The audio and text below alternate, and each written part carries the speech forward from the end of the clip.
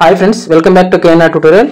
మనం ఈ వీడియోలో ఆంధ్రప్రదేశ్ రాష్ట్రానికి సంబంధించి 2024-25 ఆర్థిక సంవత్సరంలో సామాజిక ఆర్థిక సర్వేకి సంబంధించినటువంటి ఇన్ఫర్మేషన్ చూస్తాం. మన కేఎన్ఆర్ ట్యూటోరియల్ నుంచి ఏపీపీఎస్సీ ఎగ్జామ్స్కి సంబంధించి టెస్ట్ సిరీస్ని ప్రొవైడ్ చేస్తున్నాము. ముందుగా జనరల్ స్టడీస్ టెస్ట్ సిరీస్. ఈ టెస్ట్ సిరీస్ అనేది మనకి అన్ని ఎగ్జామ్స్కి యూజ్ అవుతుంది. ఇందులో మనకి ఆన్సర్తో పాటు ప్రతి క్వశ్చన్కి కూడా ఎక్స్ప్లెనేషన్ అనేది ప్రొవైడ్ చేశాము. ఈ టెస్ట్ సిరీస్ అనేది రీసెంట్గా ఏపీపీఎస్సీ ఎగ్జామ్లో అడుగుతున్నటువంటి ట్రెండ్కి అనుకూలంగా ఉంటాయి. నెక్స్ట్ ఇందులో మనకి కరెంట్ అఫైర్స్ టెస్ట్ సిరీస్ కూడా ఇంక్లూడ్ చేయబడి ఉంటుంది. నెక్స్ట్ కరెంట్ అఫైర్స్కి సంబంధించినటువంటి షార్ట్ నోట్స్ కానివ్వండి, పీడిఎఫ్స్ కానివ్వండి మనం ప్రొవైడ్ చేయడం జరుగుతుంది.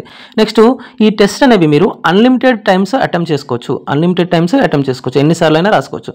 నెక్స్ట్ ఆ టెస్ట్కి సంబంధించినటువంటి ఫ్రీ పీడిఎఫ్స్ కూడా మనం అక్కడ ప్రొవైడ్ చేయడం జరిగింది. అట్ ద సేమ్ టైము మన ఏపీపీఎస్సీ నుంచి రీసెంట్గా వచ్చినటువంటి నోటిఫికేషన్లో జేఎల్డిఎల్పిఎల్కి సంబంధించినటువంటి టెస్ట్ సిరీస్కి సంబంధించినటువంటి కొంబో ఆఫర్ను కూడా మనం ప్రొవైడ్ చేస్తున్నాము. ఇందులో మనకి సబ్జెక్ట్కి సంబంధించినటువంటి ప్లస్ జనరల్ స్టడీస్కి సంబంధించి టెస్ట్ సిరీస్ అనేది ప్రొవైడ్ చేయడం జరుగుతుంది. ఇందులో అన్ని సబ్జెక్ట్స్ అంటే జేఎల్డిఎల్పిఎల్లో ఉన్నటువంటి ప్రతి సబ్జెక్ట్కి కూడా పేపర్ 1 పేపర్ 2కి మనం కొంబో ఆఫర్లో ఈ టెస్ట్ సిరీస్ని ప్రొవైడ్ చేస్తున్నాము. ఇందులో ప్రతి క్వశ్చన్కి కూడా మనకి ఆన్సర్తో పాటు ఎక్స్ప్లెనేషన్ కూడా ప్రొవైడ్ చేయడం జరుగుతుంది. అంటే పేపర్ 2కి కూడా మనము ప్రతి క్వశ్చన్కి ఆన్సర్తో పాటు ఎక్స్ప్లెనేషన్ కూడా ప్రొవైడ్ చేస్తున్నాము. నెక్స్ట్ ఇక్కడ కూడా unlimited attempts plus free PDFs provide చేయడం జరుగుతుంది. సో ఎవరైనా ఈ టెస్ట్ సిరీస్ని అవైల్ చేసుకోవాలనుకుంటే ప్లే స్టోర్ నుంచి కేఎన్ఆర్ ట్యూటోరియల్ యాప్ని డౌన్లోడ్ చేసుకుని అక్కడ మీరు ఈ టెస్ట్ సిరీస్ని అవైల్ చేసుకోవచ్చు. ఒకసారి మీరు యాప్ని డౌన్లోడ్ చేసుకుని అక్కడ ఫ్రీ పీడిఎఫ్స్ నెక్స్ట్ ఫ్రీ టెస్ట్లు ఉంటాయి. వాటిని చూసిన తర్వాత మీకు నచ్చితేనే ఈ టెస్ట్ సిరీస్ని పర్చేజ్ చేయండి.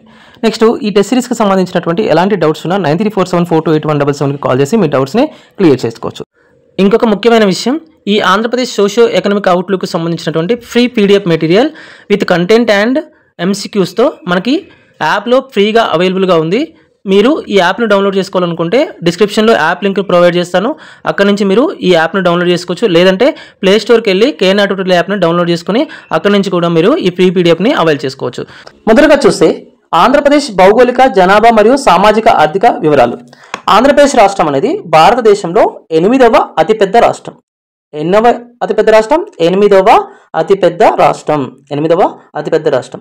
ఎంత విస్తీర్ణాన్ని కలిగి ఉంది అని అంటే భారతదేశం మొత్తంలో ఎంత విస్తీర్ణాన్ని కలిగి ఉంది అని అంటే 1,62,970 చదరపు కిలోమీటర్ల విస్తీర్ణాన్ని కలిగి ఉంది.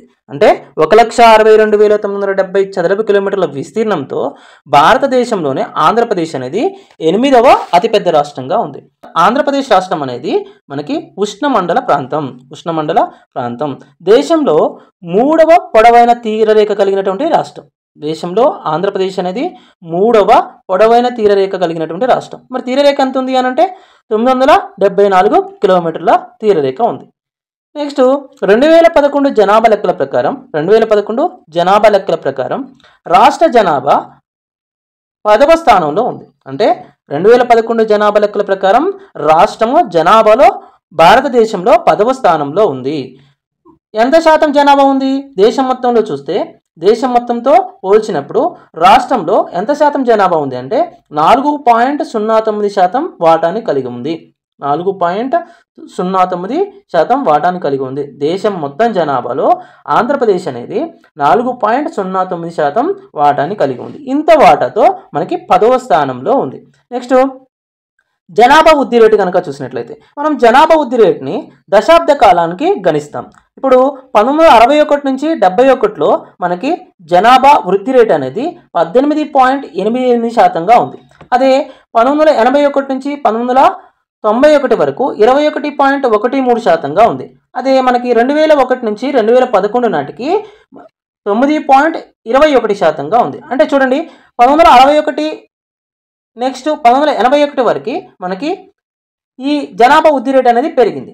అదే మీరు 1981 నుంచి ఈ 2001 వరకు అంటే 2011 వరకు చూస్తే మనకి 9.21% ఉంది. అంటే తగ్గింది. 21.13% నుంచి 9.21%కి తగ్గింది.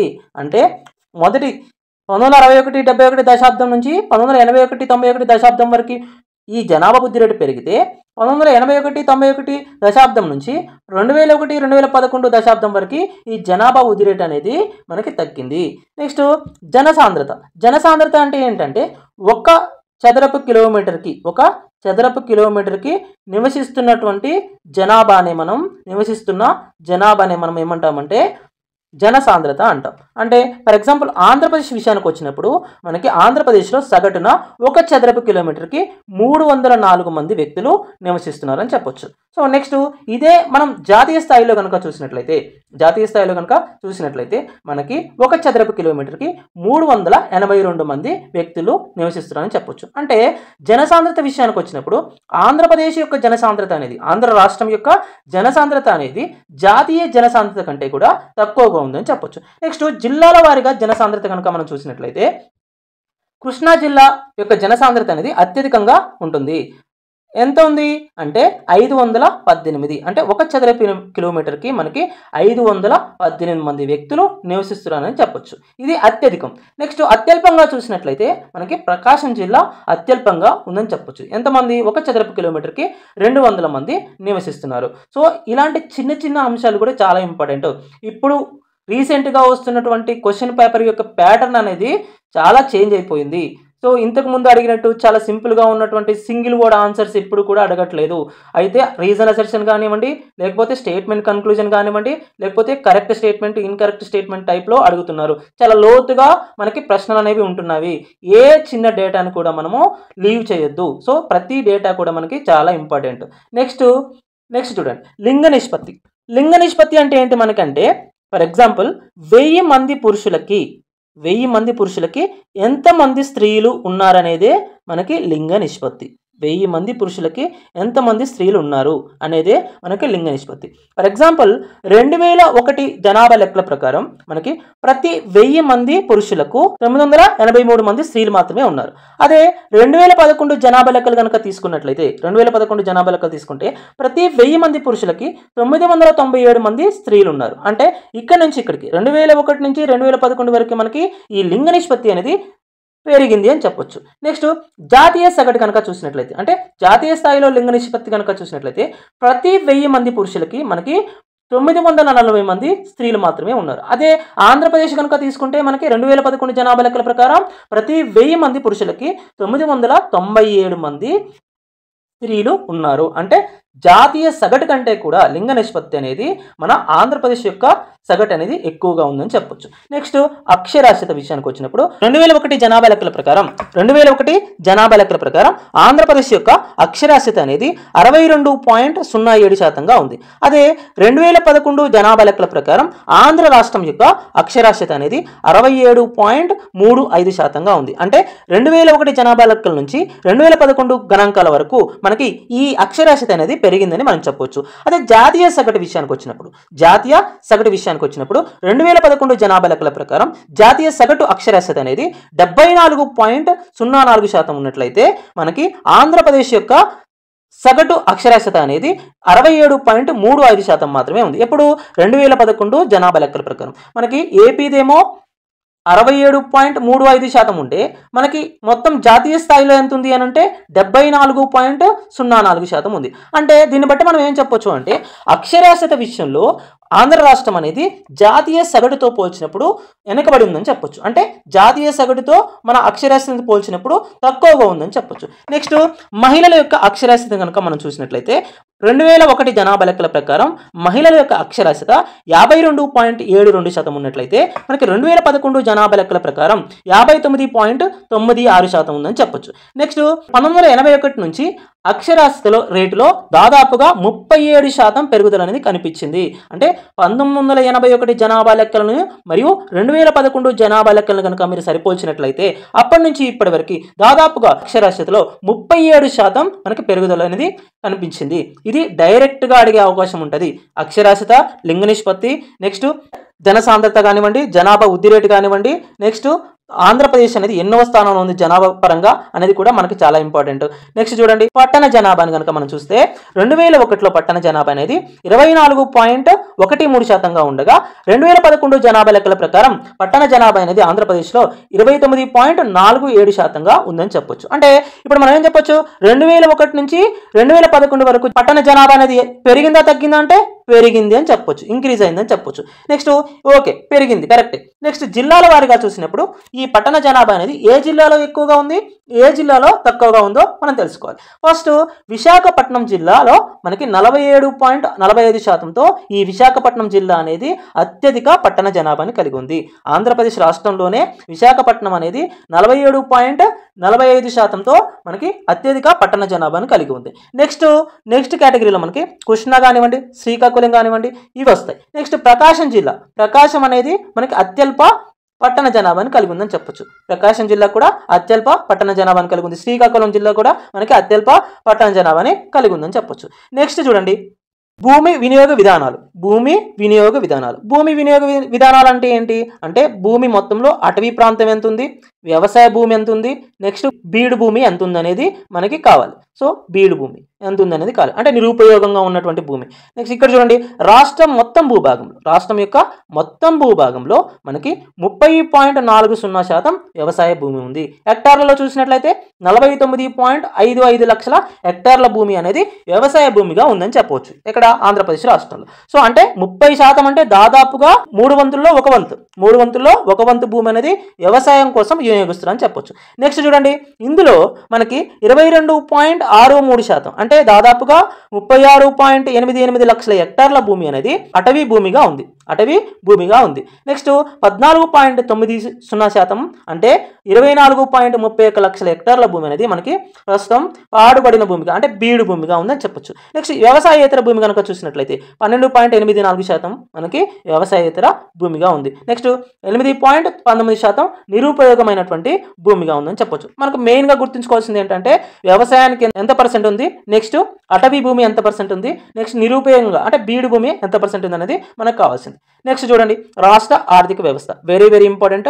రాష్ట్ర ఆర్థిక వ్యవస్థ, మనం ఆర్థిక వ్యవస్థను కనుక చూసినట్లయితే అంటే ఇప్పుడు జీడిపి అంటాం. జీడిపి అంటే ఏంటి మనకి అంటే ఒక సంవత్సర కాలంలో ఒక రాష్ట్రం కానీ లేదా ఒక దేశం కానీ ఉత్పత్తి చేసినటువంటి వస్తువుల యొక్క మొత్తం విలువనే మనం జీడిపి అంటాం. సో ఈ జీడిపిని మనం 2 విధాలుగా క్యాలిక్యులేట్ చేస్తాం. ఒకటి ప్రస్తుత ధరల వద్ద, రెండవది స్థిర ధరల వద్ద. సో ప్రస్తుత ధరల వద్ద అంటే ఫర్ ఎగ్జాంపుల్ మీరు ఒక యాపిల్ తీసుకున్నారనుకోండి. సో ప్రస్తుతం దాని ధర 10 రూపాయలు ఉందనుకోండి. సో ఇలాంటి ధరల వద్ద అంటే ప్రస్తుతం వస్తువులకు ఉన్నటువంటి ధరల వద్ద కనుక మీరు జీడిపిని కనుక క్యాలిక్యులేట్ చేసినట్టయితే, అది రాష్ట్రం యొక్క జీడిపి కానివ్వండి, దేశం యొక్క జీడిపి కానివ్వండి, మీరు క్యాలిక్యులేట్ చేసినట్లయితే మనకి అప్పుడు వచ్చేటటువంటి జీడిపిని మనం ఏమంటామంటే ప్రస్తుత ధరల వద్ద జీడిపి అంటాం. లేదు ఫర్ ఎగ్జాంపుల్ మనం ఏం చేస్తామంటే ఒక బేస్ ఇయర్ తీసుకుంటాం, ఆధార సంవత్సరం అంటాం. బేస్ ఇయర్ ప్రస్తుతం మనకు నడుస్తున్నటువంటి బేస్ ఇయర్ ఏంటి 2011-2012 ఆర్థిక సంవత్సరం అనేది మనకి బేస్ ఇయర్గా నడుస్తుంది. అప్పుడు ఆ టైంలో యాపిల్ యొక్క కాస్ట్ అనేది ఫర్ ఎగ్జాంపుల్ 2 రూపీస్ ఉందనుకుందాం. ఈ ధర ఆధారంగా బేస్ ఇయర్లో ఉన్నటువంటి వస్తువుల యొక్క ధరల ఆధారంగా మనం జీడిపిని కనుక నిర్ణయించినట్లయితే ఆ జీడిపిని మనం ఏమంటామంటే స్థిర ధరల వద్ద జీడిపి అంటాం.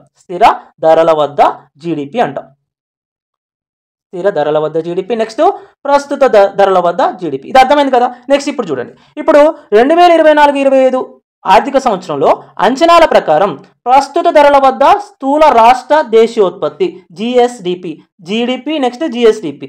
ఎస్ ఉంటే దానికి అది స్టేట్కి సంబంధించి, లేదు జీడిపి అని ఉంటే అది మనకి నేషనల్కి సంబంధించింది. ఓకేనా. సో సెంట్రల్కి సంబంధించింది. ఇప్పుడు చూడండి ప్రస్తుత ధరల వద్ద అంటే 2024-25 ఆర్థిక సంవత్సరంలో అంచనాల ప్రకారం ప్రస్తుత ధరల వద్ద రాష్ట్రం యొక్క స్థూల రాష్ట్ర దేశీయోత్పత్తి ఎంత ఉంది అని అంటే 16.06 లక్షల కోట్లుగా ఉందని చెప్పొచ్చు.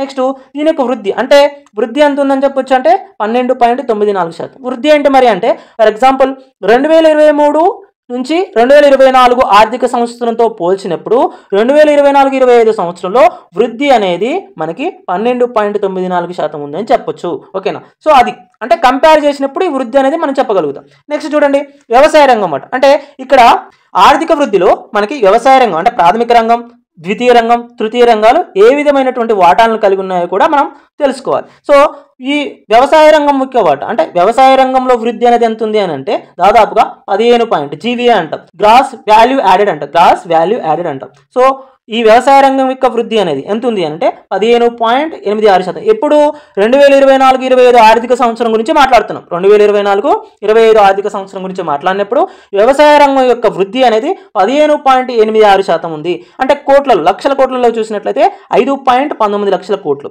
నెక్స్ట్ పరిశ్రమ రంగ విషయానికి వచ్చినప్పుడు 6.71% ఉంది వృద్ధి. 2024-25 ఆర్థిక సంవత్సరంలో పరిశ్రమల రంగం యొక్క వృద్ధి అనేది 6.71%గా ఉంది. అంటే మీరు లక్షల కోట్ల కనుక చూసినట్లయితే, రూపీస్లో కనుక చూసినట్లయితే 4.1 లక్షల కోట్లుగా ఉంది. నెక్స్ట్ సేవల రంగం యొక్క వాటా అనేది ఎప్పుడు కూడా చూడండి 11.70% ఉంది. 11.70%గా ఉందని చెప్పుకోవచ్చు. ఇక్కడ చూడండి వృద్ధి, మనం చెప్పేది ఏంటంటే వృద్ధి చెప్తున్నాం మొత్తం జీడిపిలో వాటా కాదు. అంటే 2023-24 ఆర్థిక సంవత్సరంతో పోల్చినప్పుడు 2024-25 ఆర్థిక సంవత్సరంలో ఆ ప్రాథమిక రంగంలో కానీ అంటే వ్యవసాయ రంగంలో కానీ, పరిశ్రమ రంగంలో కానివ్వండి, లేదు సేవల రంగంలో కానివ్వండి వృద్ధి ఎంత ఉంది ఆ పర్టికులర్ ఇయర్తో పోల్చినప్పుడు, ఆ ఆర్థిక సంవత్సరంతో పోల్చినప్పుడు ఈ ఆర్థిక సంవత్సరంకి ఎంత వృద్ధి సాధించింది అనేది మనం ఇక్కడ చూస్తున్నాం. వ్యవసాయ రంగంలో అయితే 15.86% అయితే పరిశ్రమ రంగంలో మనకి 6.71%, అదే సేవల రంగంలో మనకి 11.70%గా ఉందని చెప్పొచ్చు. నెక్స్ట్ చూడండి తలసరి ఆదాయం. తలసరి ఆదాయం అంటే ఏంటి అంటే మొత్తం ఆదాయం. అంటే ఫర్ ఎగ్జాంపుల్ దేశాన్ని తీసుకున్నప్పుడు, దేశం అంశాన్ని తీసుకున్నప్పుడు అంటే నేషనల్ అంశాన్ని తీసుకున్నప్పుడు మనకి దేశం మొత్తం యొక్క ఆదాయం కనుక తీసుకుంటే ఆదాయం అంటే జీడిపి అంటాం. జీడిపి బై మొత్తం జనాభా తీసుకున్నట్లయితే మనకి ఏ జీడిపి అనేది కూడా ఇంపార్టెంట్. ఇక్కడ ప్రస్తుత ధరల వద్ద జీడిపినా లేకపోతే స్థిర ధరల వద్ద జీడిపినా. మీరు ప్రస్తుత ధరల వద్ద జీడిపి తీసుకుంటే మనకు వచ్చేటటువంటి తలసరి ఆదాయం ఏంటి? ప్రస్తుత ధరల వద్ద తలసరి ఆదాయం వస్తుంది. అదే మీరు స్థిర ధరల వద్ద జీడిపి తీసుకుంటే మనకు వచ్చేటటువంటి తలసరి ఆదాయం ఏంటి అంటే స్థిర ధరల వద్ద తలసరి ఆదాయం వస్తుంది. అదే చూసినట్లయితే మీరు 2024-25 ఆర్థిక సంవత్సరంలో మన ఆంధ్ర రాష్ట్రంలో ఈ తలసరి ఆదాయం కనుక చూసినట్లయితే మనకి 2,68,653 రూపాయలుగా ఉంది. 2,68,653 రూపాయలుగా ఉంది. సో ఇది మనకి ఒక వ్యక్తి యొక్క తలసరి ఆదాయం, ఒక వ్యక్తి యొక్క ఆదాయం అనమాట. అంటే ఆంధ్ర రాష్ట్రంలో ఒక వ్యక్తి యొక్క ఆదాయం అంటే ఆంధ్ర రాష్ట్రం యొక్క మొత్తం జీడిపిని, జిఎస్డిపిని దాని మొత్తం జనాభాతో కనుక మనకు పాపులేషన్తో కనుక మనం భాగిస్తే వచ్చేటటువంటిదే తలసరి ఆదాయం. సో ఈ తలసరి ఆదాయం అనేది 2024-2025 ఆర్థిక సంవత్సరంలో మనకి 2,68,653గా ఉంది. Very very very important. ఇది జాతీయ సగటు ఎంత మరి? జాతీయ స్థాయిలో ఈ తలసరి ఆదాయం ఎంత ఉంది 2024-25 ఆర్థిక సంవత్సరానికి అంటే 2,162 రూపాయలు మాత్రమే ఉంది. అంటే జాతీయ సగటుతో పోల్చినప్పుడు ఆంధ్ర రాష్ట్రం యొక్క సగటు అనేది తలసరి ఆదాయంలో ఎక్కువగా ఉందని చెప్పొచ్చు. నెక్స్ట్ ఆదాయము, అప్పులు, రెవెన్యూ లోటు. నెక్స్ట్ 2023-24 చివరి నాటికి ఆంధ్ర రాష్ట్రం యొక్క అప్పు అనేది 4,91,000 కోట్లు. నెక్స్ట్ అదే అంటే నేను రౌండ్ ఫిగర్ చెప్తున్నా 4,91,734 కోట్లు. సో అదే మీరు 2024-25 ఆర్థిక సంవత్సరం చివరి నాటి కనుక చూసినట్లయితే అది 5,64,488 కోట్లకు పెరిగింది. అంటే ఇంక్రీజ్ అయింది కదా. అంటే 2023-24 ఆర్థిక సంవత్సరంతో పోల్చినప్పుడు 2024-25 ఆర్థిక సంవత్సరానికి అప్పు అనేది పెరిగింది. నెక్స్ట్ రెవెన్యూ లోటు, వెరీ వెరీ ఇంపార్టెంట్. రెవెన్యూ లోటు కూడా అంటే డైరెక్ట్గా 2024-25 ఆర్థిక సంవత్సరానికి ఆంధ్ర రాష్ట్రం యొక్క మొత్తం అప్పు ఎంత అంటాడు. సో అంటే 5,64,488 కోట్లు అని చెప్పొచ్చు. ఆహార పంటల సాగు పెరుగుదల. సో గత ఏడాది అంటే 2024 సంవత్సరంలో దాదాపు 143.31 లక్షల టన్నులు కనుక ఆంధ్ర రాష్ట్రంలో ఆహారం ఉత్పత్తి అయినట్లయితే అదే 2025 ఏడాదిలో 161.86 లక్షల టన్నులు ఉత్పత్తి చేయనున్నట్లుగా అంచనా వేస్తున్నారు. సో ఇది 2024 అనేది ఆల్రెడీ అయిపోయింది. ఎంత ఉత్పత్తి చేసాము అని అంటే 143.31 లక్షల టన్నుల ఆహార ధాన్యాలను మనం ఉత్పత్తి చేసాం. కానీ 2025 అనేది ఒక అంచనా మాత్రమే, ఇంకా కంప్లీట్ అవ్వలేదు కదా. అంటే ఎంత ఉండొచ్చు అని అంటే దాదాపుగా 161.86 లక్షల టన్నులుగా ఉండొచ్చు. అంటే 2024తో పోల్చినప్పుడు 2025లో ఈ ఆహార ధాన్యాలకు ఉత్పత్తి అనేది పెరగవచ్చు అనేది ఒక అంచనా. నెక్స్ట్ వరి ధాన్యం యొక్క ఉత్పత్తి. వరి ధాన్యం ఉత్పత్తి ఎంత ఉంది అని అంటే ఈ 2024లో 127.16 లక్షల టన్నులు ఉంది. అంటే కిందటి ఏడాదితో పోల్చినప్పుడు 2023తో పోల్చినప్పుడు దీని యొక్క వాల్యూ అనేది ఎంత పెరిగింది అంటే 12.95% అనేది పెరిగింది, 9.5% పెరిగింది. నెక్స్ట్ పండ్ల తోటల సాగు. అంటే ఇక్కడ చూడండి, ఆంధ్రప్రదేశ్ అనేది దేశంలోనే ప్రథమ స్థానంలో ఉంది. ఎందులో? పండ్ల తోటల సాగులో ఆంధ్రప్రదేశ్ అనేది దేశంలోనే ప్రథమ స్థానంలో ఉంది. ఎన్ని లక్షల హెక్టార్లో సాగు చేస్తున్నారు మరి పండ్ల తోటలు అని అంటే 18 వెరీ వెరీ వెరీ ఇంపార్టెంట్, 18.23 లక్షల హెక్టార్లలో ఆంధ్రప్రదేశ్లో పండ్ల తోటలను సాగు చేస్తున్నారు. సో ఈ సాగులో, పండ్ల తోటల యొక్క సాగులో ఏపీ అనేది మన దేశంలోనే మొదటి స్థానంలో ఉంది. పండ్ల తోటల సాగులో దాదాపు 18.23 లక్షల హెక్టార్లలో సాగు చేస్తూ పండ్ల తోటల సాగులో ఆంధ్ర రాష్ట్రం అనేది దేశంలోనే ప్రథమ స్థానంలో ఉంది. నెక్స్ట్ చూడండి, కౌలు రైతుల రక్షణ. కౌలు రైతులకు సంబంధించినటువంటి రక్షణ విషయానికి వచ్చినప్పుడు దాదాపుగా 2025 జనవరి నాటికి 9,13,223 మందికి ఈ కార్డులు అందించారు. ఈ కార్డ్స్ అందించారు. వారిలో 2 లక్షల మందికి దాదాపుగా 2,848 కోట్ల రుణాలు ఇవ్వడం జరిగింది. నెక్స్ట్ రాష్ట్ర ప్రభుత్వం, ఇది పెద్ద ఇంపార్టెంట్ కాదు, బట్ అలా గుర్తుపెట్టుకోండి స్టార్ట్స్.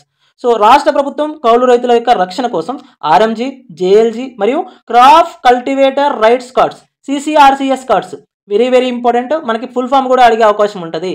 సిసిఆర్సిఎస్ కార్డ్స్ని మంజూరు చేశారు. ఎవరి కోసం? కౌలు రైతుల యొక్క రక్షణ కోసం రాష్ట్ర ప్రభుత్వం అనేది ఆర్ఎంజీ, జేఎల్జీ మరియు క్రాప్ కల్టివేటర్ రైట్స్ కార్డ్స్ని మంజూరు చేసింది. సో 2025 జనవరి 3 నాటికి 9,13,283 మంది కౌలు రైతులకి సిసిఆర్సిఎస్ కార్డులను, అంటే ఉన్నటువంటి అందరి రైతులకి సిసిఆర్సిఎస్ కార్డులను అందించడం జరిగింది. మొత్తం 2,409 మంది రైతులకు మొత్తంగా 2,848 కోట్లు రుణాలను పంపిణీ చేశారు. ఎంతమంది రైతులకు? 2,409 మంది రైతులకు గాను 2,848 కోట్లు మనకి రుణాలు అనేవి పంపిణీ చేయడం జరిగింది. ఇది పెద్ద ఇంపార్టెంట్ కాదు, బట్ గుర్తుపెట్టుకోండి, గ్రూప్ 1, గ్రూప్ 2 లాంటి ఎగ్జామ్స్కి అయితే కొంచెం ఆ స్టాట్స్ కూడా మనకి ఇంపార్టెంట్ ఉంటుంది. So next public distribution system. ఈ పబ్లిక్ డిస్ట్రిబ్యూషన్ సిస్టంలో పీడిఎస్ సిస్టమ్ అంటాం, పబ్లిక్ డిస్ట్రిబ్యూషన్ సిస్టమ్. ఇందులో మనకి రాష్ట్ర వ్యాప్తంగా 29,796 ఫేర్ షాపులు ఉన్నాయి. 29,796 ఫేర్ షాపులు ఉన్నాయి. ఇందులో పీడిఎస్ సిస్టంలో. ఇందులో ఎంతమంది లబ్ధిదారులు ఉన్నారంటే 1.48 కోట్లు, అంటే 1,48,00,000 మంది లబ్ధిదారులు ఉన్నారు.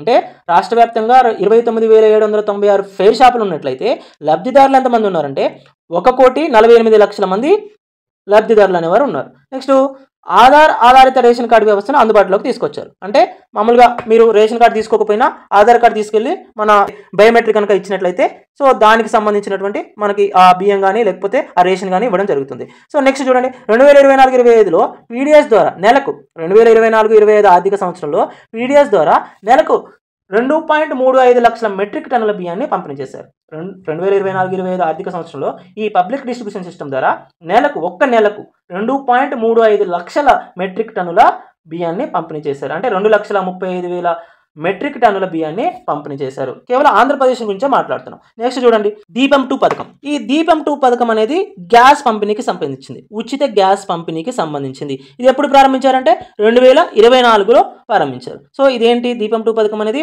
ఉచిత గ్యాస్కి సంబంధించింది, ఉచిత గ్యాస్ సిలిండర్కి సంబంధించింది. సో అర్హత గల కుటుంబాలకు 3 ఉచిత సిలిండర్లు ఎప్పుడు ప్రారంభించారంటే 2024లో. దేనికి సంబంధించింది అంటే ఉచిత గ్యాస్ సిలిండర్కి సంబంధించింది. సో ఎవరికి? అర్హత గల కుటుంబాలకు మాత్రమే. ఏ ఉద్దేశంతో అని అంటే భద్రతను, అంటే ఇంధన భద్రతకు సంబంధించి కానివ్వండి, నెక్స్ట్ గ్రామీణ మహిళా ఆరోగ్యాన్ని దృష్టిలో పెట్టుకొని మనం ఈ దీపం 2 పథకాన్ని అమలు చేస్తున్నాము. సో నెక్స్ట్ ఈ పథకం ద్వారా రాష్ట్రానికి సంవత్సరానికి 659 కోట్లు, అంటే ఈ దీపం 2 పథకం ద్వారా రాష్ట్రానికి సంవత్సరానికి 659 కోట్లు అనేది ఖర్చు అవుతుంది. నెక్స్ట్ చూడండి, వ్యవసాయం విషయానికి వచ్చినప్పుడు సో వ్యవసాయం, ఆంధ్రప్రదేశ్లో వ్యవసాయ రంగంలో దాదాపుగా 60% జనాభా ఇమిడి ఉంది. ఆంధ్రప్రదేశ్లో వ్యవసాయ రంగంలో 60% జనాభా ఇమిడి ఉంది. అంటే దాదాపు 162.97 లక్షల హెక్టార్ల భూమిలో దాదాపు 30.4% అంటే 49.55 లక్షల హెక్టార్లు వ్యవసాయ భూమిగా ఉపయోగించబడుతుంది. ఇక్కడ అర్థం కావాలంటే చూడండి, అంటే మొత్తం భూమి ఇది 162.97 లక్షల హెక్టార్ల భూమి ఉంది మొత్తం. సో ఇందులో 49.55 లక్షల హెక్టార్లను వ్యవసాయానికి వినియోగిస్తున్నారు. అంటే పర్సంటేజ్ విషయంలో చూస్తే 30.4% పర్సంటేజ్ని, అంటే ఆ భూమిని మనకి వ్యవసాయం కోసం వినియోగిస్తున్నారు. ఎంతమంది అంటే ఆంధ్ర రాష్ట్రంలో ఎంతమంది వ్యవసాయ రంగానికి ఇమిడి ఉన్నారు అని అంటే 60% మంది అందులో పనిచేస్తున్నారు. నెక్స్ట్ ఇక్కడ శూన్య బడ్జెట్, జీరో బడ్జెట్ అగ్రికల్చర్కి సంబంధించి, జీరో బడ్జెట్ అగ్రికల్చర్కి సంబంధించి దీన్ని ప్రోత్సహించడానికి మనకి ఆంధ్రప్రదేశ్ ప్రభుత్వం 2024-25 ఆర్థిక సంవత్సరంలో ఏపీసీఎన్ఎఫ్ అనే వ్యవసాయ పథకాన్ని ప్రారంభించింది. దీనికి అనుగుణంగా దీనిలో భాగంగా పార్లమెంటరీ నియోజకవర్గానికి 1000 చొప్పున, ఒక్కొక్క పార్లమెంటరీ నియోజకవర్గానికి 1000 చొప్పున, వెరీ వెరీ ఇంపార్టెంట్. అంటే జీరో బడ్జెట్ న్యాచురల్ ఫార్మింగ్లో మనకి 2024-25 ఆర్థిక సంవత్సరంలో ఏపీసీఎన్ఎఫ్ పథకంలో భాగంగా ప్రతి పార్లమెంట్ నియోజకవర్గానికి 1000 ఎకరాల చొప్పున మొత్తం 25,000 ఎకరాలు ప్రకృతి వ్యవసాయానికి ప్రకటించడం జరిగింది. మొత్తం 25,000 ఎకరాలను ప్రకృతి వ్యవసాయానికి ప్రకటించారు. అంటే ఒక్కొక్క నియోజకవర్గానికి 1000 అంటే 25 నియోజకవర్గాలు కదా, పార్లమెంటరీ నియోజకవర్గాలన్నీ 25 ఉన్నాయి కదా, అంటే మొత్తం 25,000 ఎకరాలని జీరో బడ్జెట్ న్యాచురల్ ఫార్మింగ్కి కేటాయించడం జరిగింది. దేని కింద? ఏపీసీఎన్ఎఫ్ వ్యవసాయ పథకం కింద. నెక్స్ట్ చూడండి, ఉద్యానవనం అంటే మనం ఆల్రెడీ చెప్పుకున్నాం, ఇంతకుముందు పండ్ల తోటలకు సంబంధించి కూడా చెప్పుకున్నాం. సో ఆంధ్రప్రదేశ్ దేశంలో అతిపెద్ద పండ్ల ఉత్పత్తిదారుగా ఉంది. అంటే దేశంలో మొట్టమొదటి పండ్ల ఉత్పత్తిదారు ఎవరు అని అంటే మన ఆంధ్ర రాష్ట్రం మాత్రమే. అంటే ఎంత భూమిలో దీన్ని సాగు చేస్తున్నారంటే 18.23 లక్షల హెక్టార్ల భూమిలో ఈ పండ్ల తోటను సాగు చేస్తున్నారు ఆంధ్రప్రదేశ్లో. సో నెక్స్ట్ చూడండి, దాదాపు 365.92 లక్షల మెట్రిక్ టన్నుల ఉత్పత్తి, అంటే పండ్ల ఉత్పత్తి ఎంత ఉంది అని అంటే 365.92 లక్షల మెట్రిక్ టన్నుల ఉత్పత్తితో జాతీయ స్థాయిలో 15% వాటాని కలిగి ఉంది. మొత్తం జాతీయ స్థాయిలో 15% వాటాని కలిగి ఉంది. Very very important. పండ్ల ఉత్పత్తిలో జాతీయ స్థాయిలో ఆంధ్రప్రదేశ్ రాష్ట్రం యొక్క వాటా ఎంత అని అడుగుతాడు. 15.6%. ఏ స్థానంలో ఉంది అంటే మొదటి స్థానంలో ఉంది. ఎన్ని లక్షల హెక్టార్లో సాగు చేస్తున్నారంటే 18.23 లక్షల హెక్టార్లో సాగు చేస్తున్నారు. సో ఎన్ని లక్షల మెట్రిక్ టన్నులు కనుక ఉత్పత్తి జరిగింది అని అంటే 365.92 లక్షల మెట్రిక్ టన్నుల ఉత్పత్తి జరిగింది. ఇక్కడ మామిడి కానివ్వండి, తీపి నిమ్మ కానివ్వండి, పసుపు ఉత్పత్తిలో రాష్ట్రం 2వ స్థానంలో ఉందని చెప్పొచ్చు. నెక్స్ట్ పశుసంవర్ధకంలో దాదాపుగా మనకి ఈ 2023-24లో గుడ్ల ఉత్పత్తిలో ఆంధ్ర రాష్ట్రం అనేది మొదటి స్థానంలో ఉంది, అగ్రస్థానంలో ఉంది. నెక్స్ట్ మాంసం ఉత్పత్తిలో మనకి 5వ స్థానంలో ఉంది. ఆంధ్రప్రదేశ్ అనేది గుడ్ల ఉత్పత్తిలో మొదటి స్థానంలో ఉంది, మాంసం ఉత్పత్తిలో 5వ స్థానంలో ఉంది.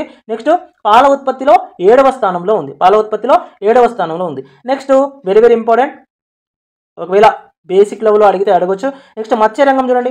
మత్స్యరంగం విషయానికి వచ్చినప్పుడు ఆంధ్రప్రదేశ్ దేశీయ మత్స్య ఉత్పత్తిలో, ఆంధ్రప్రదేశ్ అనేది దేశీయ మత్స్య ఉత్పత్తిలో 30% వాటా, అంటే దాదాపు 3/100లో 1/1. అంటే దేశం మొత్తం 100%లో దాదాపు 30% వాటా మన ఆంధ్రప్రదేశే కలిగి ఉంది. అంటే దేశం మొత్తం మత్స్యరంగం ఉత్పత్తిలో ఆంధ్రప్రదేశ్ యొక్క వాటా ఎంత అంటే 30%. Very very important, 30%. సో దీంట్లో మొత్తం రొయ్యల ఎగుమతుల్లో, అంటే మొత్తం రొయ్యలు అంటే విదేశాలకు ఎగుమతి చేసేటటువంటి రొయ్యల ఎగుమతుల్లో ఆంధ్ర రాష్ట్రం యొక్క వాటానే 31%. ఆంధ్ర రాష్ట్రం యొక్క వాటానే 31%. ఇక్కడ 30-31 కన్ఫ్యూజ్ అవుతుంది. 30 ఏంటి?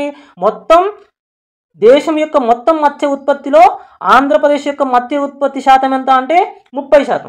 అదే దేశం యొక్క మొత్తం రొయ్యల ఎగుమతుల్లో ఆంధ్ర రాష్ట్రం యొక్క ఎగుమతి ఎంత అంటే 31%. సో ఇది గుర్తుపెట్టుకోండి. నెక్స్ట్ చూడండి, విద్యుత్ రంగం. సో విద్యుత్ రంగంలో మనకి రాష్ట్రానికి ఎంత విద్యుత్ సామర్థ్యం ఉంది అని అంటే రాష్ట్రానికి, అంటే మనకి ఇక్కడ థర్మల్ కానివ్వండి, హైడ్రో కానివ్వండి, గ్యాస్ కానివ్వండి, సోలార్ కానివ్వండి, వీటన్నిటిని కలుపుకొని మనకి ఎంత విద్యుత్ సామర్థ్యం ఉంది, హైడ్రో ఎలక్ట్రిక్ పవర్ కానివ్వండి, లేకపోతే థర్మల్ ఎలక్ట్రిక్ పవర్ కానివ్వండి, గ్యాస్ కానివ్వండి, సోలార్ ఎలక్ట్రిక్ పవర్ కానివ్వండి, వీటన్నిటిని కలిపితే రాష్ట్రం యొక్క సామర్థ్యం ఎంత అంటే 2024-25 ఆర్థిక సంవత్సరం వరకు రాష్ట్రం యొక్క విద్యుత్ సామర్థ్యం ఎంత అంటే 27,392 మెగావాట్లు. 27,392 మెగావాట్స్. సో ఇది ఆంధ్ర రాష్ట్రం యొక్క విద్యుత్ ఉత్పత్తి సామర్థ్యం. సో ఇది డైరెక్ట్గా అడిగే అవకాశాలు కూడా ఉంటాయి, ఒకసారి గుర్తుపెట్టుకోండి. నెక్స్ట్ రహదారులు, భవనాలు. నెక్స్ట్ రోడ్ల విషయానికి వచ్చినప్పుడు మొత్తం నెట్వర్క్, అంటే మొత్తం రోడ్ల నెట్వర్క్, నేషనల్ హైవేస్తో కలిపి అన్నీ కలిపి మొత్తం రోడ్ల యొక్క నెట్వర్క్ అనేది ఆంధ్ర రాష్ట్రంలో 45,379 కిలోమీటర్లు. మొత్తం రోడ్ల యొక్క నెట్వర్క్ ఇంపార్టెంట్, గుర్తుపెట్టుకోండి. నెక్స్ట్ జాతీయ రహదారులు. ఇందులో 45,379 కిలోమీటర్లో జాతీయ రహదారుల యొక్క శాతం ఎంత అంటే జాతీయ రహదారుల యొక్క వాటా ఎంత అంటే 8,744 కిలోమీటర్లు. నెక్స్ట్ పెట్టుబడిదారులను ఆకర్షించేటటువంటి పథకాలు కనుక చూసినట్లయితే చూడండి, single desk portal system, single desk portal అంటే SDP అంటాం. Single desk portal.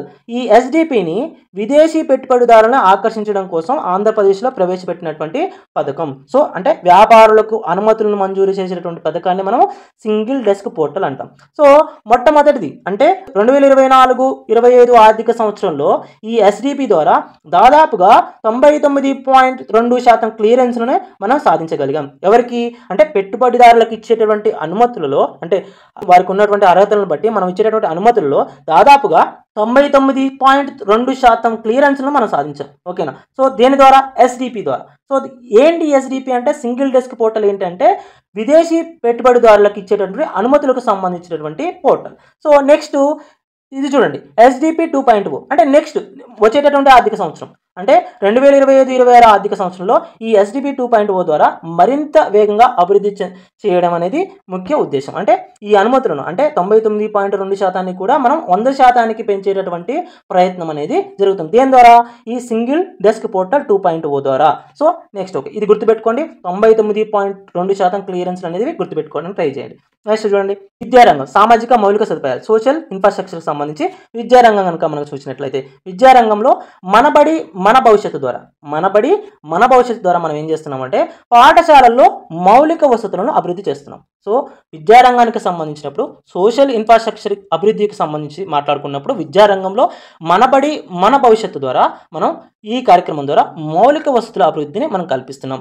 నెక్స్ట్ తల్లికి వందనం అనే పథకం ద్వారా పాఠశాల పిల్లల తల్లులకు మనం 15,000 రూపాయలు ఆర్థిక సహాయాన్ని అందిస్తున్నాం. సో ఎందుకు తల్లులకు ఎందుకు ఇవ్వాలి అని అంటే దాదాపుగా కొంతమంది ఏం రిపోర్ట్ చేశారంటే ప్రీవియస్ సంబంధించి సో మాకు ఎలాంటి ఆధారం లేదు అంటే ఆర్థికంగా మేము వెనుకబడి ఉన్నాం, మాకు పిల్లల్ని చదివించేటటువంటి ఆ స్తోమత మాకు లేదు. సో అందుకే మేము అందరం కలిసి మా కుటుంబాన్ని పోషించుకోవడం కోసం మా పిల్లల్ని కూడా మేము పనికి తీసుకెళ్తున్నామని ఆ సందర్భంలో రాష్ట్ర ప్రభుత్వం ఏం చేసిందంటే ఈ తల్లికి వందనం అనే పథకం ద్వారా పిల్లల తల్లులకు కూడా ఒక 15,000 రూపాయల ఆర్థిక సహాయాన్ని అందిస్తే వాళ్ళకి చేదోడు వాదోడుగా ఉంటుందని చెప్పి వాళ్ళ పిల్లల తల్లులకి తల్లికి వందనం అనే పథకం ద్వారా 15,000 రూపాయలు మనం అందించడం జరుగుతుంది. సో ఇక్కడ మనం కన్ఫ్యూజ్ చేసే అవకాశం ఉంటుంది. తల్లికి వందనం పథకం ద్వారా 15,000 రూపాయలు పిల్లలకు అందిస్తారని చెప్పి వాడు మనకు స్టేట్మెంట్ ఇవ్వచ్చు. కానీ ఎవరికి ఇచ్చేది తల్లులకే ఇస్తారు. ఓకేనా. పిల్లల యొక్క అంటే పాఠశాలకు వెళ్తున్నటువంటి పిల్లల యొక్క తల్లులకు మాత్రమే అంటే అర్హత కలిగిన వరకే మళ్ళీ ఇక్కడ కూడా. సో పిల్లల యొక్క తల్లులకు ఇచ్చేటటువంటి ఈ 15,000 రూపాయలు దేని కిందకి వస్తుంది తల్లికి వందనం అనే పథకం కిందకి వస్తుంది. నెక్స్ట్ చూడండి మామూలుగా రాష్ట్రం మొత్తంలో 58,572 పాఠశాలలు ఉంటే దాదాపు 3 లక్షల మంది ఉపాధ్యాయులు పనిచేస్తున్నారు. ఎంతమంది 3 లక్షల మంది ఉపాధ్యాయులు పనిచేస్తున్నారు. నెక్స్ట్ ఇక్కడ చూస్తే పాఠశాలలో ఉపాధ్యాయులు విద్యార్థుల యొక్క నిష్పత్తి పాఠశాలలో అంటే ఉపాధ్యాయులు విద్యార్థుల యొక్క నిష్పత్తి అంటే ఎంతమంది విద్యార్థులకు ఎంతమంది ఉపాధ్యాయులు ఉన్నారు అనేది ఈ నిష్పత్తి. సో చూడండి ప్రాథమిక స్థాయి కనుక మనం తీసుకున్నట్లయితే ఒక 20 మంది విద్యార్థులకి ఒక టీచర్ ఉన్నారు. అదే అప్పర్ ప్రైమరీలో కనుక తీసుకుంటే 19 మంది స్టూడెంట్స్కి ఒక టీచర్ ఉన్నారు. అదే హై స్కూల్లో కనుక తీసుకుంటే 24 మందికి ఒక టీచర్ ఉన్నారు. సో ఇది మనకి మ్యాచింగ్లో కూడా అడగొచ్చు. ఒక side primary upper primary high school అని ఇచ్చి నెక్స్ట్ ఇంకొక సైడ్ ఏమివ్వచ్చు అంటే దీనికి సంబంధించినటువంటి మన నిష్పత్తులు అడగవచ్చు. ఏది కరెక్ట్ ఏది రాంగ్ అంటే ఏది కరెక్ట్గా మ్యాచ్ అయింది ఏది కరెక్ట్గా మ్యాచ్ అవ్వలేదు అని కూడా అలా అడిగే అవకాశం ఉంటుంది. సో అంటే పేపర్ ప్యాటర్న్ మనం సింపుల్గా ఇప్పుడు ఏదో సింగిల్ వర్డ్ ఆన్సర్స్ ఎక్స్పెక్ట్ చేయడానికే లేదు. సో వాడి ఇష్టం ఎలా అయినా అడగవచ్చు. మొత్తం స్టేట్మెంట్ అంటే కన్క్లూజన్ అని అడగవచ్చు, లేకపోతే రీజన్ అసర్షన్ అని అడగవచ్చు, కరెక్ట్ ఇన్కరెక్ట్ అని అడగవచ్చు. వాడి ఇష్టం వచ్చిన విధంగా అడగడానికి అవకాశం ఉంటుంది. సో ఇప్పుడు పేపర్ అంటే కాంపిటీషన్ అనేది పెరిగిపోయింది. అంటే కట్ ఆఫ్ అనేవి చాలా దగ్గరగా ఉంటున్నాయి కాబట్టి ఆ పేపర్ యొక్క హార్డ్నెస్ అనేది కూడా పెరిగే అవకాశం ఉంటుంది. సో ప్రతి పాయింట్ని గుర్తుపెట్టుకోవడానికి ట్రై చేయండి. అలా కష్టపడి హార్డ్ వర్క్ చేస్తేనే మనం ముందుండడానికి అవకాశం ఉంటుంది. సో నెక్స్ట్ చూడండి ఇంకొకటి అంటే ఈ విద్యారంగం యొక్క అభివృద్ధికి సంబంధించి ఈ సోషల్ ఇన్ఫ్రాస్ట్రక్చర్ యొక్క అభివృద్ధికి సంబంధించి నెక్స్ట్ ఏంటంటే పాఠశాలల్లో సర్వేపల్లి రాధాకృష్ణ మిత్ర స్కూల్ కిట్స్ ద్వారా దీని ద్వారా పాఠ్య పుస్తకాలు యూనిఫామ్స్ షూస్ అనేవి అంటే అవసరమైనటువంటి వస్తువులను అందుబాటులోకి పేద విద్యార్థులకు తీసుకురావడం జరిగింది. అంటే సర్వేపల్లి రాధాకృష్ణ మిత్ర స్కూల్ కిట్స్ ద్వారా పేద విద్యార్థులకి అంటే ప్రభుత్వ పాఠశాలలో చదివేటువంటి పేద విద్యార్థులకి పాఠ్య పుస్తకాలు కానివ్వండి యూనిఫామ్స్ కానివ్వండి షూస్ను కానివ్వండి ఇంకా ఇతర వస్తువులని అందించడం జరుగుతుంది. నెక్స్ట్ డొక్కా సీతమ్మ మధ్యాహ్న భోజన పథకం ఇప్పుడు ఇంటర్మీడియట్ 11th 12th కూడా దీన్ని విస్తరించడం జరిగింది. ఇంతకు ముందు మనకి 10th వరకే అమల్లో ఉండేది. అదే ఇప్పుడు చూసుకున్నట్లయితే 11th 12th క్లాసెస్ కూడా ఈ డొక్కా సీతమ్మ మధ్యాహ్న భోజన పథకాన్ని అమలు చేస్తున్నారు. సో నెక్స్ట్ చూడండి అంటే ఇది దేనికోసం అంటే పిల్లల్లో మనకి ఈ డొక్కా సీతమ్మ మధ్యాహ్న భోజన పథకాన్ని ఎందుకోసం చేస్తున్నారంటే హాజరు యొక్క శాతం అంటే పిల్లల యొక్క హాజరు శాతాన్ని పెంచడానికి, హాజరు శాతం పెంచడము, next at the same time పిల్లల్లో పోషక విలువలు కూడా పెంచడానికి దీన్ని ఉపయోగపడుతుంది. అంటే మాల్ న్యూట్రిషన్ని తగ్గించడానికి, పోషకాహార లోపాన్ని తగ్గించడానికి ఈ డొక్కా సీతమ్మ మధ్యాహ్న భోజన పథకాన్ని మనం గవర్నమెంట్ అనేది ప్రవేశపెట్టడం జరిగింది. నెక్స్ట్ చూడండి, దీని ద్వారా అంటే డొక్కా సీతమ్మ మధ్యాహ్న భోజన పథకం ద్వారా ఎంతమంది విద్యార్థులు లబ్ధి పొందుతున్నారు, సో ఇది కూడా అడిగే అవకాశం ఉంటుంది. మీరు గ్రూప్ 1, గ్రూప్ 2 అట్లాంటి హై స్టాండర్డ్ ఎగ్జామ్స్ కనుక మీరు తీసుకున్నట్లయితే జనరల్ స్టడీస్లో కానివ్వండి, లేకపోతే కరెంట్ అఫైర్స్కి సంబంధించి కానివ్వండి, ఈ చిన్న చిన్న క్యాలిక్యులేషన్స్ కూడా అడిగే అవకాశం ఉంటుంది. అంటే ఈ డొక్కా సీతమ్మ మధ్యాహ్న భోజన పథకం ద్వారా ఎంతమంది విద్యార్థులు లబ్ధి పొందుతున్నారు అని అంటే 27.97 లక్షల మంది విద్యార్థులు ఈ డొక్కా సీతమ్మ మధ్యాహ్న భోజన పథకం ద్వారా మనకి లబ్ధి పొందుతున్నారని చెప్పవచ్చు. అంటే ఇంతకు ముందు 10th క్లాస్ వరకే ఉంది, మనల్ని కన్ఫ్యూజ్ చేస్తాడు ఇక్కడ. సో అప్డేట్స్ అనేవి ఎప్పుడు కూడా మనం గుర్తుపెట్టుకోవాలి. 11th-కి 12th-కి కూడా మనకి ఈ డొక్కా సీతమ్మ పథకాన్ని ఎక్స్టెండ్ చేయడం జరిగింది. గుర్తుపెట్టుకోండి, వాడు కన్ఫ్యూజ్ చేసే అవకాశం ఉంటుంది. సో ఇట్లాంటివి మనకి ఎగ్జామ్లో అడిగేది అంటే ఏదైతే ఎక్సెప్షన్స్ ఉంటాయో ఇట్లాంటివి అడగడానికి అవకాశం ఉంటుంది. సో ఎంతమంది లబ్ధి పొందుతున్నారు అంటే 27.97 లక్షల మంది విద్యార్థులు లబ్ధి పొందుతారు. ఓకేనా. సో నెక్స్ట్ ఈ పథకం ద్వారా ఏమేమి అందిస్తారంటే వారానికి 5 గుడ్లు. సో ఇది కూడా అడుగుతాడు. సో వాడి ఇష్టం అండి, ఏదైనా అడగొచ్చు. సో ఇది కూడా అడిగే అవకాశం ఉంటుంది. వారానికి 5 గుడ్లు, నెక్స్ట్ 3 వేరుశనగ చిక్కీలు, నెక్స్ట్ రాగి జావ కానివ్వండి. సో ఇవన్నీ మనకి ఆ పర్టికులర్ డొక్కా సీతమ్మ మధ్యాహ్న భోజన పథకంలో ఆ భోజనంలో ఇచ్చేటటువంటి పోషకాహారానికి సంబంధించినటువంటి ఇవన్నీ కూడా మనకు అందులో వస్తాయి. సో నెక్స్ట్ చూడండి, అంటే ఇది దేనికోసము అని అంటే విద్యార్థుల యొక్క పోషణను మెరుగుపరచడం కోసం. నేను ఆల్రెడీ చెప్పాను, హాజరు శాతాన్ని పెంచడం కోసం అని చెప్పాను నేను ఆల్రెడీ. ఇందులో ఏమి వస్తాయంటే వారానికి 5 గుడ్లు వస్తాయి, 3 వేరుశనగ చిక్కీలు వస్తాయి, నెక్స్ట్ రాగి జావ కూడా వస్తుంది. నెక్స్ట్ చూడండి, ఆరోగ్య రంగం విషయానికి వచ్చినప్పుడు ఆరోగ్యంలో మనం ఏం మాట్లాడుకుంటామంటే మెటర్నిటీ మోర్టాలిటీ రేట్ ఒకటి ఉంటుంది. Next infant mortality rate, very very very important. Maternity mortality rate, మాతృ మరణాల రేటు, నెక్స్ట్ శిశు మరణాల రేటు అంటాం. మెటర్నిటీ మోర్టాలిటీ రేట్ అంటే మాతృ మరణాల రేటు, నెక్స్ట్ ఇంకొకటి ఇన్ఫాంట్ మోర్టాలిటీ రేట్ అంటే శిశు మరణాల రేటు అంటాం. సో ఇప్పుడు మాతృ మరణాల రేటు MMRని మనం ఏం చేస్తామనంటే జనన సమయంలో ప్రతి 1,00,000 మంది తల్లులకు ఎంతమంది మరణిస్తున్నారు అనేది మనకి ఈ మెటర్నిటీ మోర్టాలిటీ రేట్. అంటే ప్రతి 1,00,000 మంది తల్లులలో ప్రసవ సమయంలో ఎంతమంది మరణిస్తున్నారో అది మనకి మెటర్నిటీ మోర్టాలిటీ రేట్.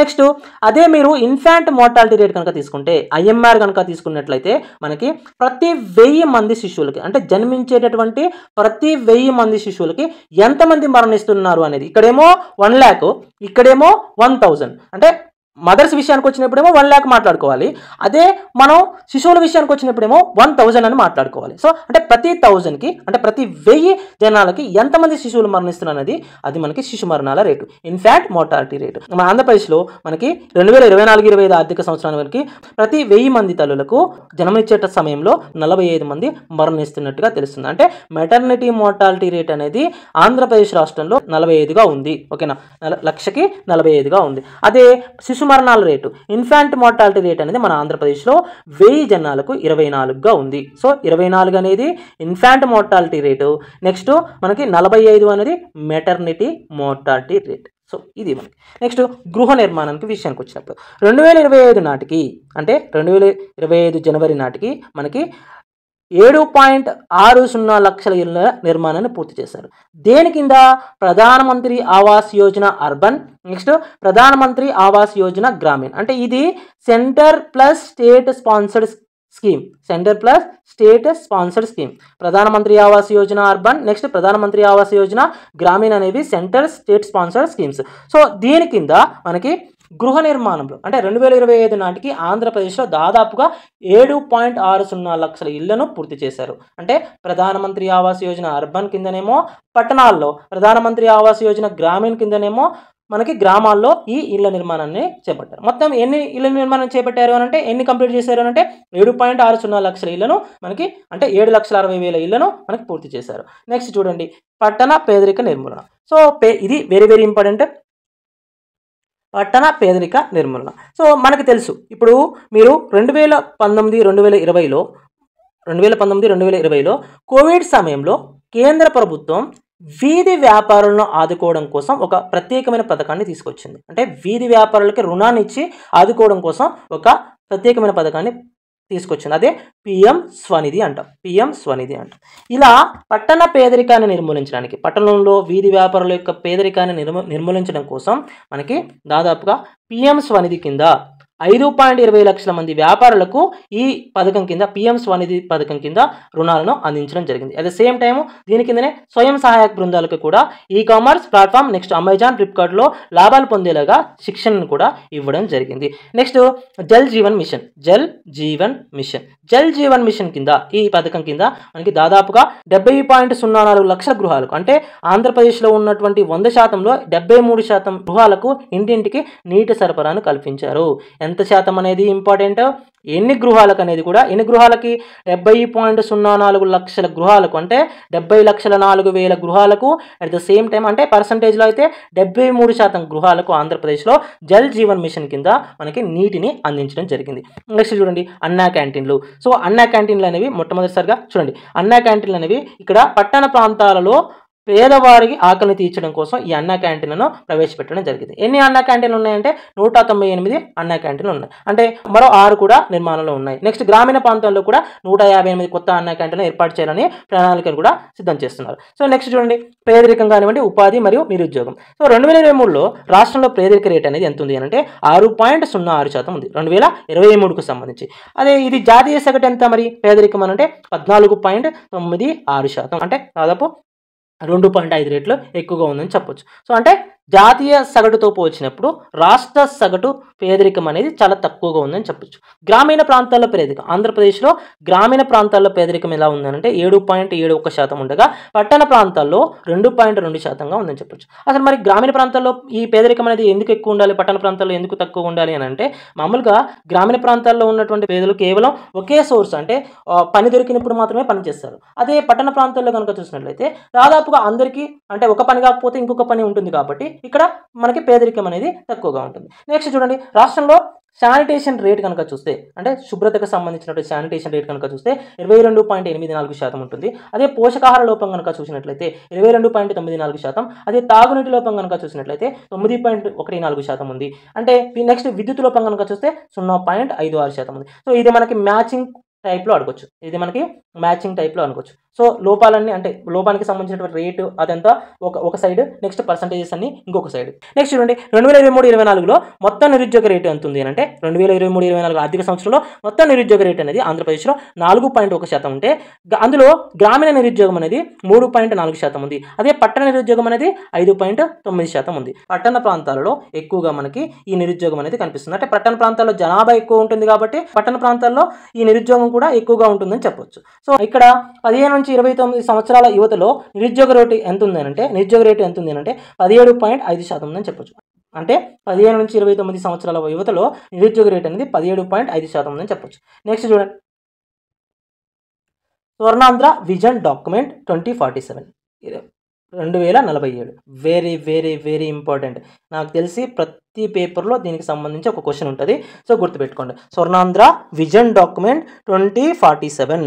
ఇక్కడ చూడండి ఆంధ్రప్రదేశ్ని సాంకేతికంగా, పాలనా సామర్థ్యపరంగా, సహకార పాలన పరంగా, నెక్స్ట్ పౌరుల యొక్క భాగస్వామ్యాన్ని పెంచడం ద్వారా, నెక్స్ట్ డేటా ఆధారిత నిర్ణయాల ద్వారా అభివృద్ధి చేయడానికి రూపొందించినటువంటి రోడ్ మ్యాప్నే మనము స్వర్ణాంధ్ర విజన్ డాక్యుమెంట్ అంటాం. దీన్ని ఎప్పుడు ప్రారంభించారంటే 2024 డిసెంబర్ 13న ముఖ్యమంత్రి చంద్రబాబు నాయుడు గారు దీన్ని పరిపాలించడం జరిగింది. సో ఇక్కడ ఈ పథకం అనేది జిల్లా స్థాయిలోను, మండల స్థాయిలోను మరియు నియోజకవర్గాల స్థాయిలోను అవసరాలకు అనుగుణంగా ఈ ప్రణాళికను రూపొందించి అమలు చేయడం జరుగుతుంది. ఈ పథకాన్ని ఎలా అమలు చేస్తారంటే జిల్లా స్థాయిలోను, మండల స్థాయిలోను మరియు నియోజకవర్గాల స్థాయిలోను వాటి యొక్క అవసరాలకు అనుగుణంగా ప్రణాళికను రూపొందించి అమలు చేయడం జరిగింది. ఎవరు ప్రారంభించారంటే చంద్రబాబు నాయుడు గారు. ఎప్పుడు ప్రారంభించారంటే 2024 డిసెంబర్ 13న ప్రారంభించడం జరిగింది. నెక్స్ట్ ఇక్కడ చూడండి పౌరుల యొక్క భాగస్వామ్యాన్ని పెంచడం వెరీ వెరీ ఇంపార్టెంట్.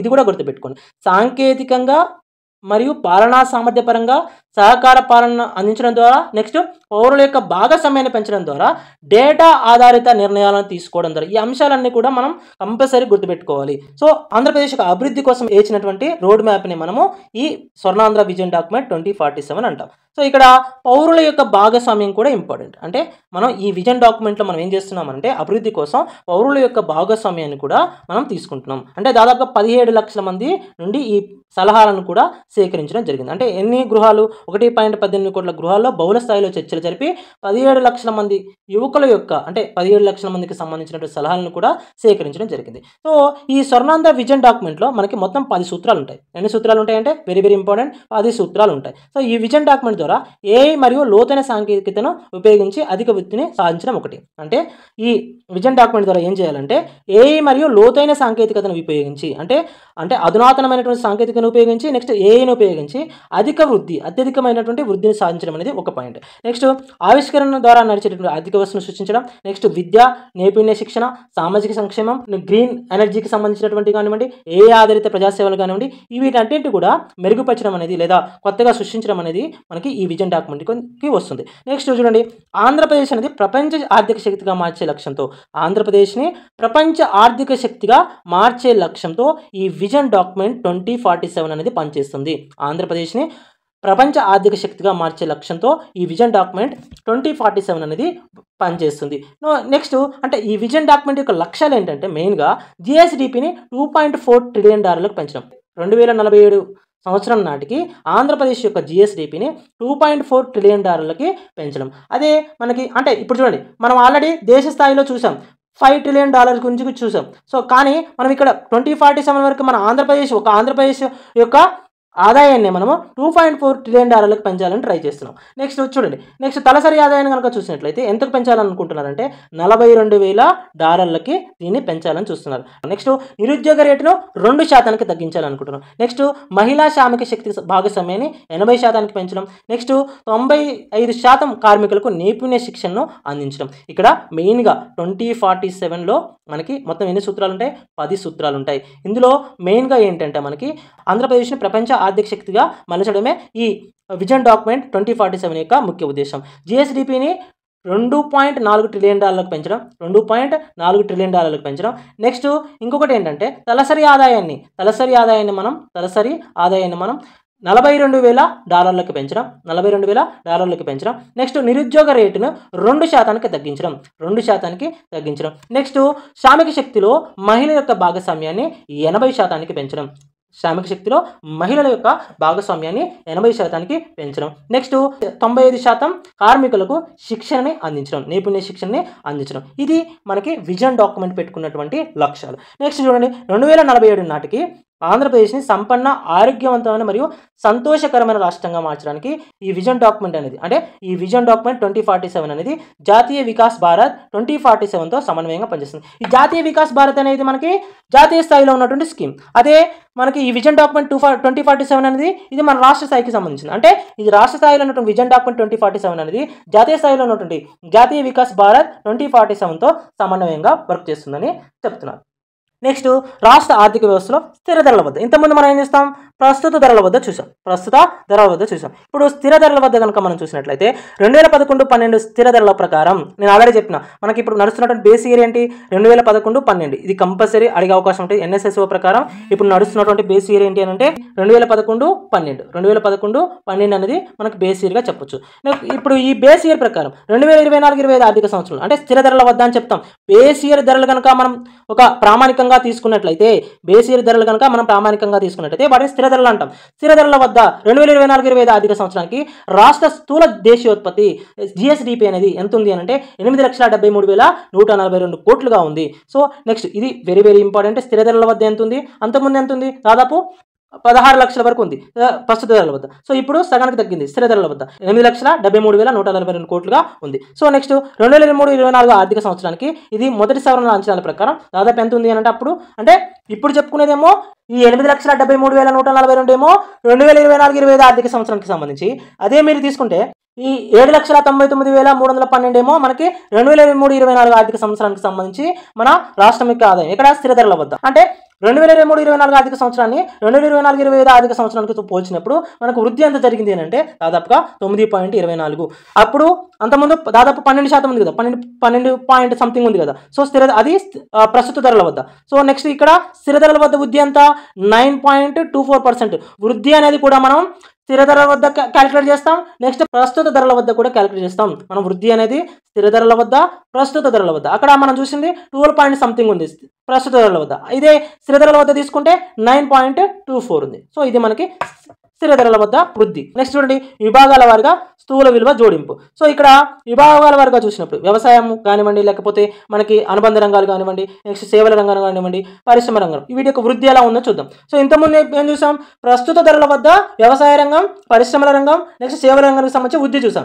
ఇప్పుడు స్థిర ధరల వద్ద అంటే 2011-12 యొక్క బేస్ ఆ ధరలకు సంబంధించి, బేస్ ఇయర్ యొక్క ధరలకు సంబంధించి మనకి వ్యవసాయ రంగం అంటే 2024-25 ఆర్థిక సంవత్సరంతో మనం పోల్చినట్లయితే వ్యవసాయ రంగంలో వృద్ధి ఎంత ఉంది అంటే 10.70% ఉంది. అదే పరిశ్రమ రంగంలో ఎంత ఉంది అంటే 6.58% ఉంది. అదే సేవల రంగంలో ఎంత ఉంది అంటే 8.53% ఉంది. ఇది మొత్తం కూడా స్థిర ధరల వద్ద. గుర్తుపెట్టుకోండి, ఇంతకుముందు చెప్పింది ప్రస్తుత ధరల వద్ద, ఇది స్థిర ధరల వద్ద.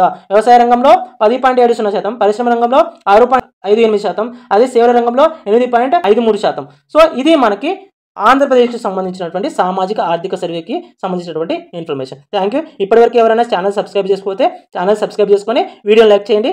మరియు ఈ వీడియోకి నేను 200 లైక్స్ ఎక్స్పెక్ట్ చేస్తున్నాను. ఒకవేళ 200 లైక్స్ కనుక రీచ్ అయితే ఏప్రిల్ మరియు మార్చికి సంబంధించినటువంటి కరెంట్ అఫైర్స్ వీడియోని చేయడానికి ట్రై చేస్తాను. Thank you.